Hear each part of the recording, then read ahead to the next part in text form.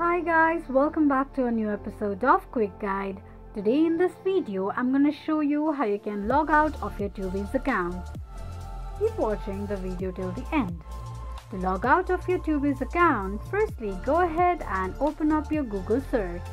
On the search box at the top, type in tubi.com and make a search. Make sure that you're logged into your Tubize account and you'll end up in the home page of Tubi.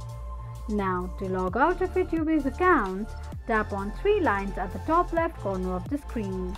From the displayed options, tap on Sign Out option.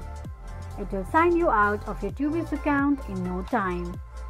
This is how you can log out of your Tubize account quickly and easily, just in few steps. If you have any thoughts or queries, let us know in the comment section. Don't forget to subscribe to our channel.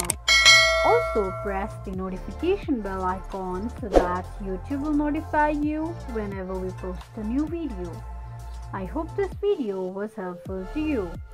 Thank you so much for watching.